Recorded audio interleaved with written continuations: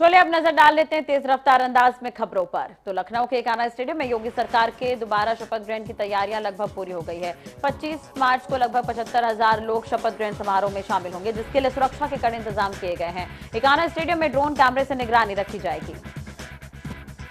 योगी आदित्यनाथ के शपथ ग्रहण से बीजेपी शासित राज्यों के सीएम भी शामिल होंगे। साथ ही इसके लिए विपक्ष के नेताओं को न्योता दिया जाएगा। इसके साथ ही 25 मार्च को प्रदेश में दिवाली जैसी आतिशबाजी देखने को मिलेगी।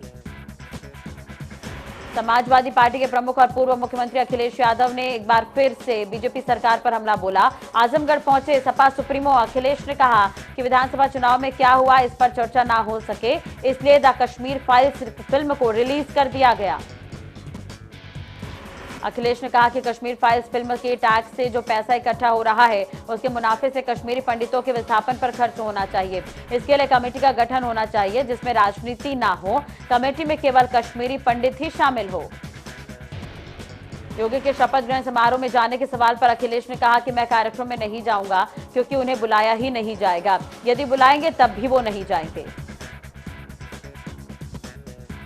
पुष्कर सिंह धामी आज शहीद स्मारक पहुंचे। राज्य आंदोलनकारियों को याद करते हुए वो शहीद स्मारक पर शहीद आंदोलनकारियों को श्रद्धांजलि देने पहुंचे। राज्य आंदोलन के शहीदों को याद करने शहीद स्थल पहुंचे धामी ने यहां श्रद्धांजलि देने के बाद सभी लोगों का आभार जताया। चारों धाम के तीर्थ पुरोहितों एवं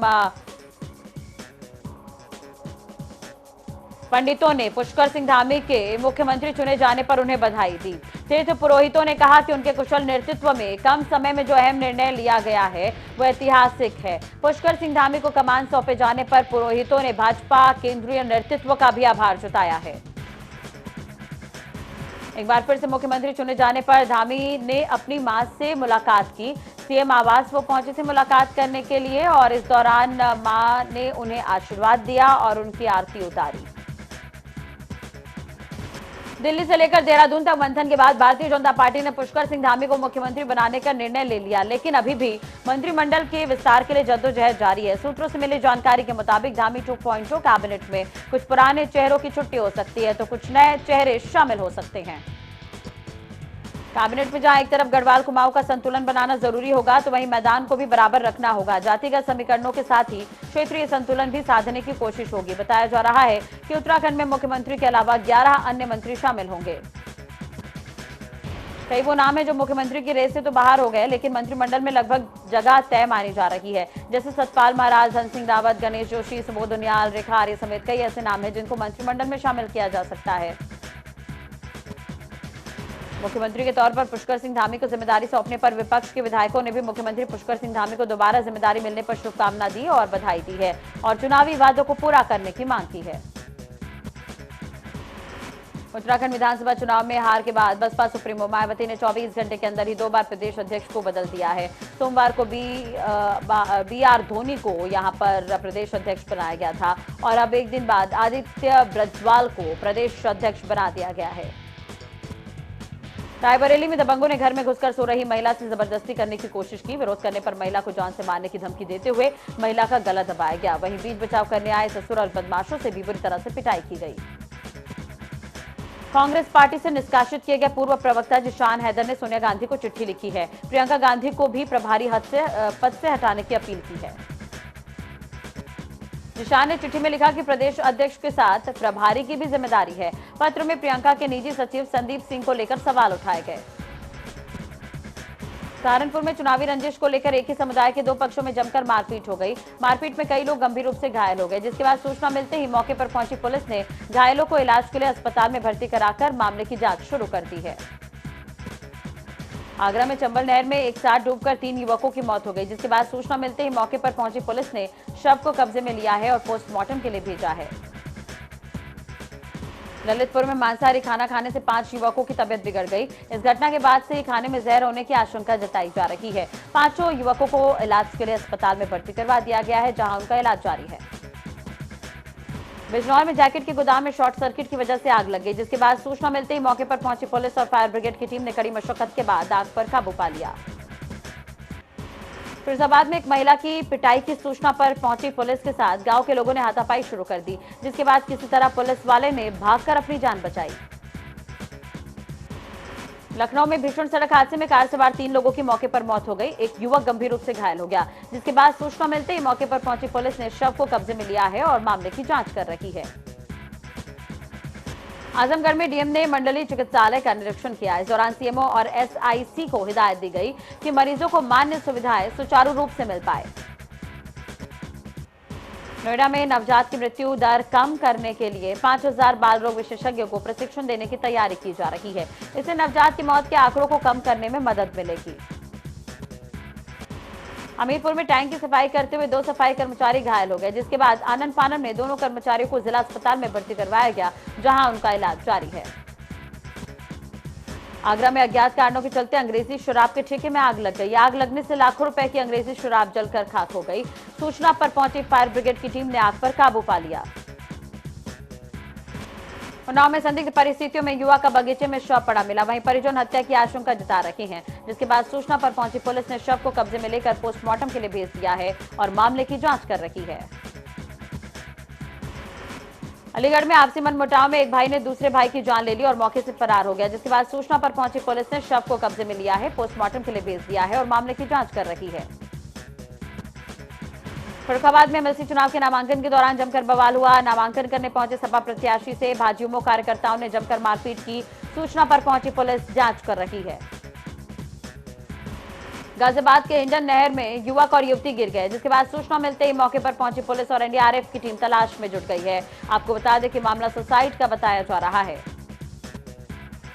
बांदा में बंद दुकान में अज्ञात कारणों से भीषण आग लग गई। आग की चपेट में आकर दुकानदार बुरी तरह से झुलस गया, जिसे इलाज के लिए अस्पताल में भर्ती करवाया गया।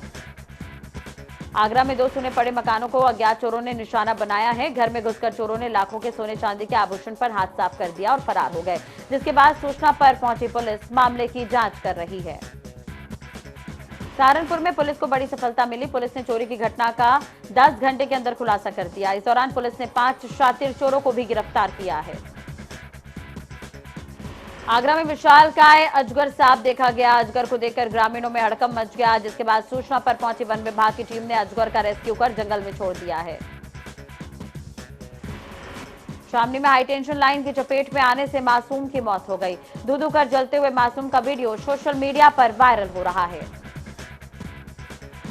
लखनऊ में संदिग्ध परिस्थितियों में महिला का शव मिलने से आसपास के इलाके में सनसनी फैल गई, जिसके बाद सूचना पर पहुंची पुलिस ने शव को कब्जे में लिया है और पोस्टमार्टम के लिए भेज दिया है और मामले की जांच कर रही है। बिजनौर के भारतीय किसान यूनियन कार्यकर्ताओं ने धरना प्रदर्शन किया। इस दौरान कार्यकर्ता विभिन्न मांगों को लेकर अड़े रहे। वहीं जिला प्रशासन किसानों को आश्वासन देने में जुटी हुई है। उत्तरकाशी में अनियंत्रित ट्रक गहरी 60 मीटर खाई में जा गिरी। आपको बता दें कि ट्रक में लगभग 12 लोग सवार थे। सूचना मिलते ही मौके पर पहुंची पुलिस रेस्क्यू कार्य में जुट गई है। हरिद्वार में एक बार फिर से पेट्रोल के दाम बढ़े। करीब 4 महीनों के बाद डीजल और पेट्रोल के दाम में एक बार फिर से बढ़ोतरी हुई है। पेट्रोल, डीजल समेत खाद्य सामानों और गैस सिलेंडरों के दाम में बढ़ोतरी होने से आम नागरिकों को परेशानी का सामना करना पड़ रहा है। आगरा में पुलिस का इनामी बदमाशों पर शिकंजा कसने का सिलसिला जारी है। 15,000 के इनामी बदमाश और पुलिस के बीच मुठभेड़ हो गई। मुठभेड़ के दौरान बदमाश के पैर में गोली लग गई, जिसे इलाज के लिए अस्पताल में भर्ती करवाया गया। हाथरस के सिकंदराव कोतवाली क्षेत्र में युवक की गोली मारकर हत्या कर दी गई। वहीं परिजनों ने 4 लोगों पर हत्या की आशंका जताई है, जिसके बाद सूचना पर पहुंची पुलिस ने शव को कब्जे में लेकर पोस्टमार्टम के लिए भेज दिया है। नगर पालिका महाराजगंज के चेयरमैन और बीजेपी नेता कृष्ण गोपाल जायसवाल के भांजे गौरव जायसवाल की हुई हत्या कर दी गई और बिरयानी की दुकान के सामने गौरव जायसवाल की लाश मिली। सूचना मिलते ही मौके पर पहुंची पुलिस ने शव को कब्जे में लिया है और पोस्टमार्टम के लिए भेज दिया है। मामले की जांच जारी है। शामली के सदर कोतवाली क्षेत्र में गाड़ी के शोरूम में शॉर्ट सर्किट के चलते भयंकर आग लग गई। आग इतनी तेजी से फैली कि इसने कुछ ही देर में शोरूम को अपने चपेट में ले लिया और धू-धू कर पूरा शोरूम जलने लगा। मुरादाबाद के मझोला थाना क्षेत्र में बीटेक की छात्रा पर सिरफिरे आशिक ने चाकू से वार कर दिया। आपको बता दें कि काफी लंबे समय से सिरफिरे आशिक छात्रा के पीछे पड़ा हुआ था, जिसके बाद सूचना मिलते ही मौके पर पहुंची पुलिस ने यहां पर घायल छात्रा को इलाज के लिए अस्पताल में भर्ती करवाया। बरेली के इज्जत नगर थाना क्षेत्र में 10 साल से हैवान पिता अपनी ही बेटी से वेश्यावृत्ति करवाता रहा और विरोध करने पर पिता बेटी के साथ मारपीट और धमकी देता था। 2 महीने से पीड़ित थाने के चक्कर काट रही थी, लेकिन थाने में कोई सुनवाई नहीं हुई, जिससे नाराज होकर पीड़ित महिला ने थाने में जहर खा लिया, जिसके बाद पीड़िता को इलाज के लिए अस्पताल में भर्ती करवाया गया, जहां उसका इलाज जारी है। फरीदाबाद में शॉर्ट सर्किट से टेंट की दुकान में भीषण आग लग गई। आग लगने से दुकान में रखा लाखों का सामान जलकर राख हो गया। वहीं सूचना मिलते ही मौके पर पहुंची ब्रिगेड की टीम और स्थानीय लोगों की मदद से आग पर काबू पा लिया गया। एटा में दबंग शिवांक राठौर का वीडियो सोशल मीडिया पर तेजी से वायरल हो रहा है। वायरल वीडियो में दबंग हाथ में रिवॉल्वर लेकर फायरिंग करता नजर आ रहा है। आपको बता दें कि दबंग ने खुद ही अपने फेसबुक पेज पर वीडियो वायरल किया है। एक बार फिर से घरेलू गैस सिलेंडर के बढ़े दामों में यहां पर और बढ़ोतरी हुई है। इसे लेकर प्रयागराज के गृहिणी भी काफी नाखुश है सरकार से। उनका कहना है कि सिलेंडर गैस के बढ़ते दाम से उनके किचन पर असर पड़ रहा है। रामपुर में पुलिस और गौ तस्करों के बीच मुठभेड़ हो गई। मुठभेड़ में एक गौ तस्कर के पैर में गोली लग गई, जिसे घायल अवस्था में इलाज के लिए अस्पताल में भर्ती करवाया गया। वहीं दूसरे गौ तस्कर को पुलिस ने गिरफ्तार किया है। मुरादाबाद में कार और बाइक में टक्कर हो गई, महिला की मौके पर मौत हुई है। 2 लोग घायल हुए हैं, जिसके बाद पुलिस पहुंची और जांच कर रही है। घायलों को अस्पताल में भर्ती करवाया गया। लखनऊ के इंदिरा नहर में यहां पर दोस्तों के साथ नहाने गया युवक अचानक डूबने लगा। युवक को डूबता देख दरोगा ने खुद की जान जोखिम में डालकर उसकी जान बचाई। नहर में तेज बहाव के चलते गांव वालों ने नहर में उतरने से मना कर दिया था। नोएडा में पुलिस और 24,000 के नामी गोमांस तस्कर से मुठभेड़ हो गई। मुठभेड़ में बदमाश के पैर में गोली लगी है, जिसे इलाज के लिए अस्पताल में भर्ती करवाया गया है। चलिए कुछ खबरें विस्तार से देख लेते हैं। तो उत्तराखंड में सीएम पर सस्पेंस खत्म हो गया है। भारतीय जनता पार्टी की विधायक दल की बैठक में पुष्कर सिंह धामी को नेता चुना गया है। अब 23 मार्च को शपथ ग्रहण करने के बाद पुष्कर सिंह धामी प्रदेश के 12वें मुख्यमंत्री होंगे। उनका ये राजनीतिक सफर बेहद ही साधारण सा रहा है। कैसे युवा मोर्चा के अध्यक्ष से प्रदेश के सीएम बने, देखिए इस रिपोर्ट के जरिए।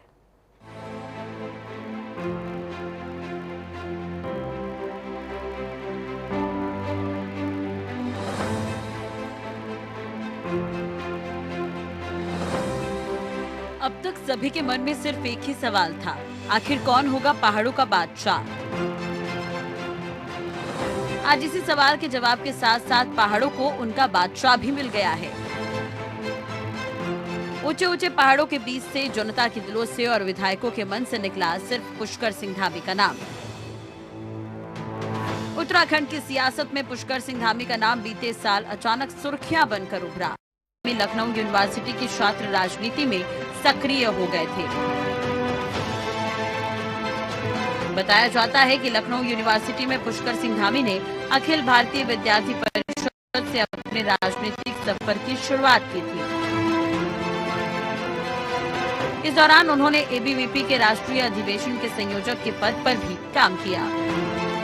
उत्तराखंड बनने के बाद पुष्कर सिंह धामी राज्य बीजेपी में सक्रिय हुए, जिसके तहत राज्य बीजेपी ने 2002 से 2008 तक लगातार 2 बार धामी को उत्तराखंड बीजेपी युवा मोर्चा का प्रदेश अध्यक्ष बनाया। अपने इस जिम्मेदारी में धामी ने पूरे राज्य से बड़ी संख्या में युवाओं को बीजेपी में जोड़ा। वहीं 2007 में जब उत्तराखंड में बीजेपी की वापसी हुई तो 2010 में पुष्कर धामी को राज्य सरकार ने दर्जा मंत्री बनाया, जिसके तहत उन्हें उपाध्यक्ष शहरी अनुश्रवण समिति बनाया गया। इसके बाद उधम सिंह नगर जिले की खटीमा सीट से विधायक पद के लिए चुनाव लड़े और जीत भी हासिल की। 2012 और 2017 का चुनाव जीतकर 2 बार इस सीट का प्रतिनिधित्व कर चुके हैं और अब दूसरी बार सीएम बनकर अब पहाड़ों की कमान भी संभालेंगे। डेस्क से आंचल कादियान की रिपोर्ट। चलिए बात कर लेते हैं इस वक्त की बड़ी खबर की। तो कल उत्तराखंड के मुख्यमंत्री पद की शपथ लेंगे पुष्कर सिंह धामी। देहरादून के परेड ग्राउंड में शपथ ग्रहण समारोह होगा। प्रधानमंत्री मोदी शपथ ग्रहण समारोह में शामिल हो सकते हैं। यूपी के कार्यवाहक सीएम योगी भी शामिल हो सकते हैं और सभी बीजेपी शासित राज्यों के मुख्यमंत्री शामिल हो सकते हैं।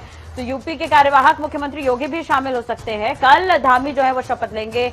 आपको बता दें कि पुष्कर सिंह धामी उत्तराखंड के मुख्यमंत्री होंगे और कल शपथ ग्रहण समारोह होगा। तो शपथ ग्रहण समारोह के वीवीआईपी जो गेस्ट है वो हम ग्राफिक्स के माध्यम से आपको बता रहे हैं। अमित शाह, नरेंद्र मोदी यहाँ पर पहुंचने वाले हैं, शामिल हो सकते हैं। इसके अलावा योगी आदित्यनाथ कार्यवाहक मुख्यमंत्री है उत्तर प्रदेश के, जो शामिल हो सकते हैं। तो शपथ समारोह है और वीवीआईपी गेस्ट के नाम हम आपको दिखा रहे हैं। जयराम ठाकुर मुख्यमंत्री हिमाचल प्रदेश के जो शामिल हो सकते हैं, मनोहर लाल खट्टर मुख्यमंत्री है हरियाणा के जो शामिल हो सकते हैं शपथ समारोह में। तो बाकी राज्यों के भी जो मुख्यमंत्री है वो इसमें शामिल हो सकते हैं। शिवराज सिंह चौहान मध्य प्रदेश के मुख्यमंत्री जो यहां पर शामिल हो सकते हैं शपथ ग्रहण समारोह में। ताजपोशी की तैयारी लगभग पूरी की जा चुकी है। यहाँ पर इस समय हम मौजूद हैं परेड ग्राउंड में और परेड ग्राउंड की क्या कुछ स्थिति है इसका जायजा लेने पहुंचे हैं जनता टीवी की टीम। मैं आपको दिखाना चाहूंगा कि किस तरीके से ये कुर्सियां लगाई गई हैं और लोगों के बैठने की व्यवस्था की गई है। कई पार्ट में इन जगहों को बांटा गया है। इसके साथ ही अगर परेड ग्राउंड की बात की जाए तो परेड ग्राउंड को 0 जोन में तब्दील कर दिया जाएगा। कल के दिन जो भी गाड़ियां की जो आवाजाही आप इस समय देख रहे हैं वो आवाजाही नहीं होने पाएगी। इसके साथ ही शासन और प्रशासन पूरी तरीके से अलर्ट मोड पर है। अभी कुछ देर पहले ही यहाँ पर प्रशासन के लोग आए हैं और जो मौजूदा स्थिति है उसका जायजा ले रहे हैं।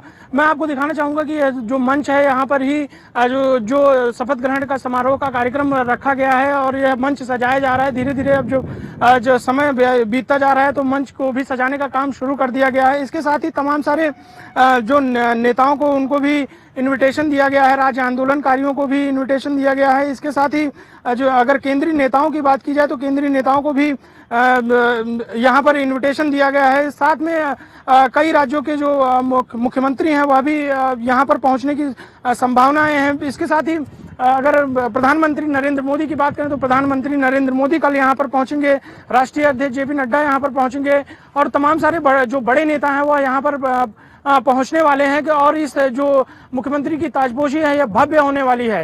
वीडियो जर्नलिस्ट अनूप भट्ट के साथ नवीन शुक्ला, जनता टीवी, देहरादून।